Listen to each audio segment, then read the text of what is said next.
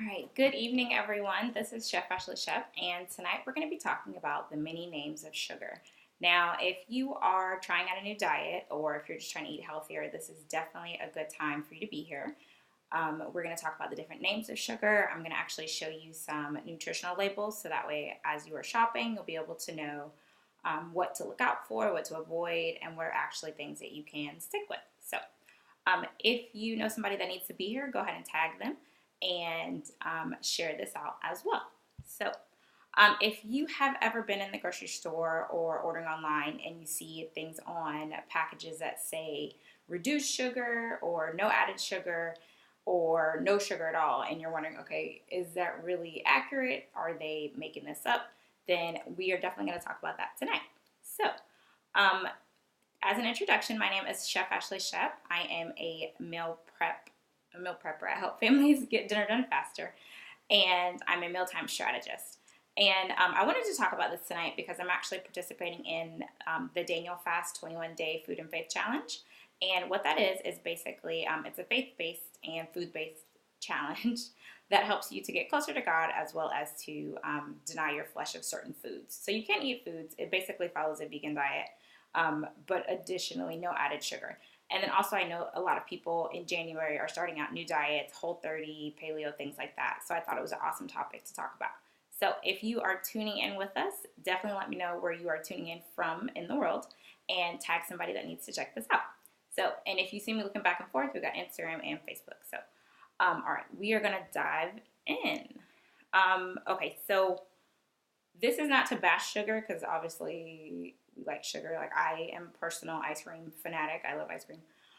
And it's not to say that you shouldn't have sugar, but it is to say that it's a little deceptive when we are getting things and we think, oh, this is lower sugar or this is no sugar, and we're really not being told the honest truth about what's actually in our foods. So that's kind of why I wanted to shed some light on this because it's really not fair to you as a consumer to not really know what you're eating. So, I mean, like I said, we know sugar's in ice cream, soda. We know what we're doing when we have those things, and that's totally fine. But when we go to other things, such as meats, if you like cured meats or like maple bacon, I know a lot of people like that, or like I have some maple Jimmy Dean sausage in the fridge, and with that has added sugar in it. They're using maple syrup. It could be brown sugar, and so that's just something to be mindful of if you are trying to watch your sugar amounts. Also, if you are into sauces, obviously I love honey mustard, barbecue sauce. That's something that has added sugar in it as well. Even ketchup, which I know a lot of kids love. And actually, as a kid, I was obsessed with ketchup, and I would not eat my chicken fingers until I had ketchup with it. There was one, and even my grits. Now, this might be a South Carolina thing, but when I was growing up, my mom used to draw faces inside my grits with the ketchup, and I would not eat it if I did not have ketchup with it. And it called me crazy, but that's how I liked it. And one time I went to my dad's house, and I think I was like 5 or 6, and he didn't have any ketchup. And I was like, and I didn't say anything. I just sat there and didn't eat my food. And my sister was like, "Oh, you don't have any ketchup, so she's not going to eat it." And my dad was like, "Oh, well, she's going to sit here and eat it she's going to sit here until she finishes." And I don't remember how long I sat there, but I did not finish that plate because I had been conditioned to think that I needed to have ketchup on my food. So that's a side note. I don't do that anymore as much.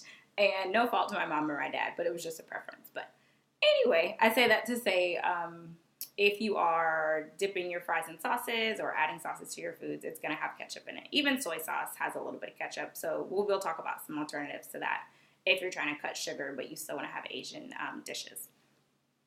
So when you are reading food labels, things you want to look out for is something that ends in OSE, so O-S-E, meaning that if it has, let's see, I have some examples here. So this is some barbecue sauce.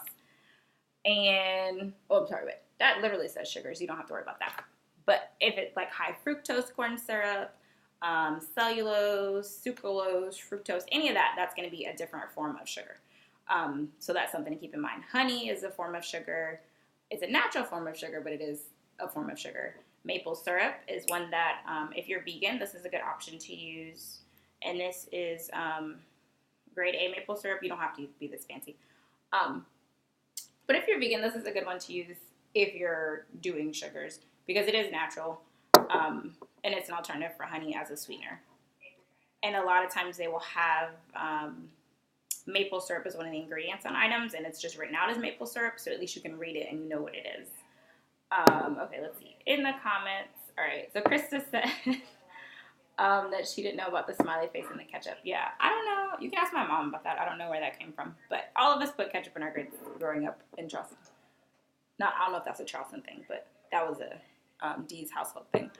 So, fruit concentrate is another name for sugar, and sometimes you'll see that in grape.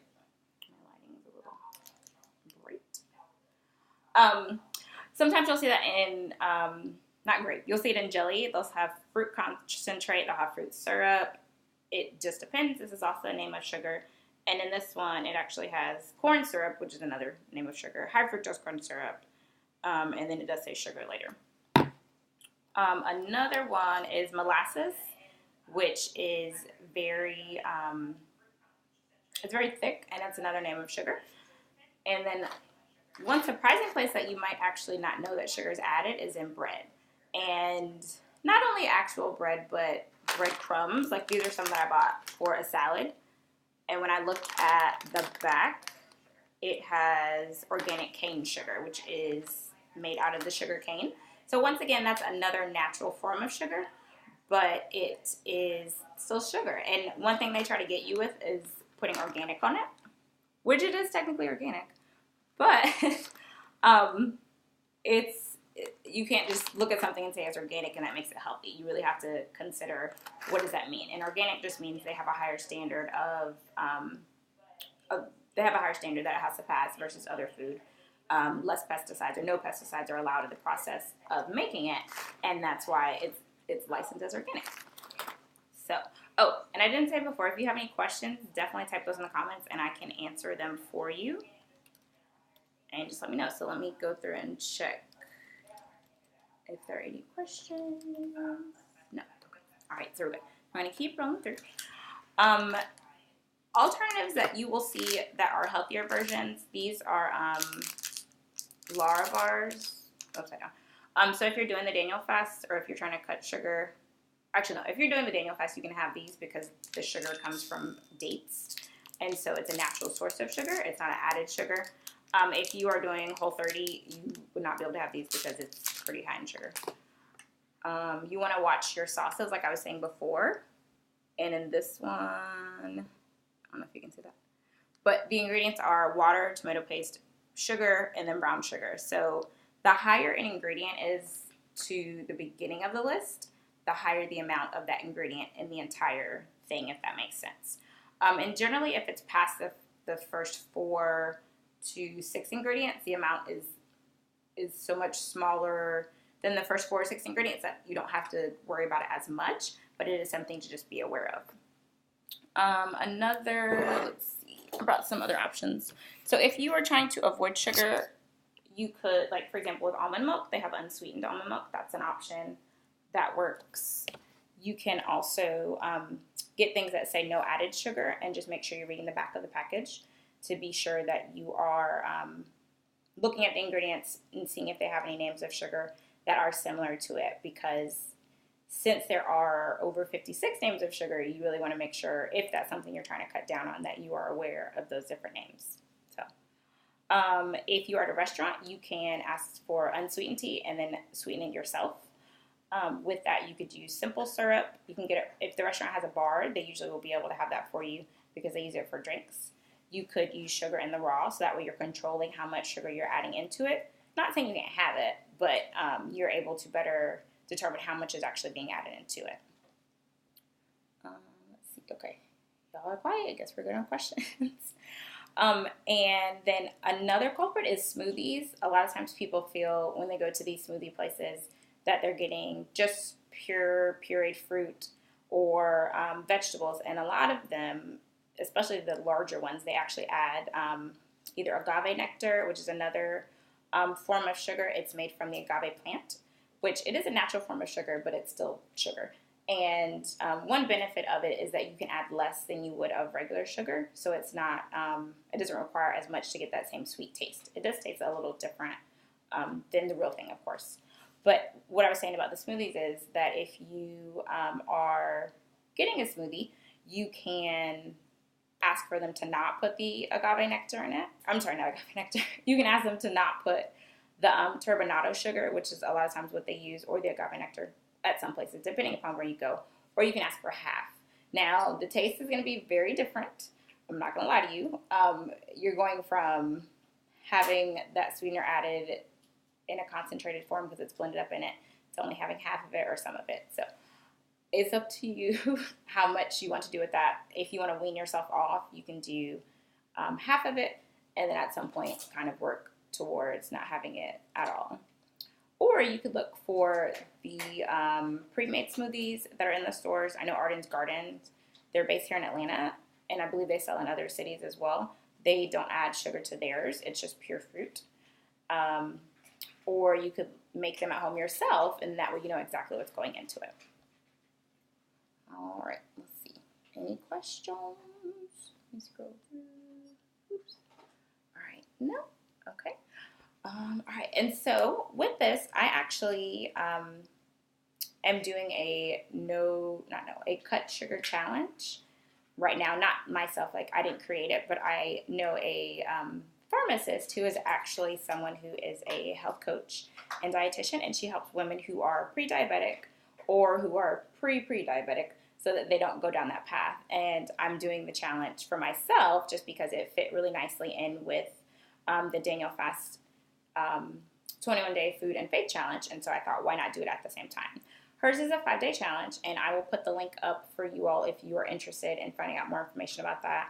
And with it, it comes with a meal plan. It comes with strategies each day to be able to help you to see where hidden sugar is in the foods that you're eating, and as well as ways to fight those cravings. Like I know for a lot of people, 3 o'clock in the afternoon between lunch and when you're about to leave is like the dead zone. You are drained, and a lot of times it has to do with what you ate for breakfast and lunch, or if you even ate breakfast at all, because I know some people don't eat breakfast.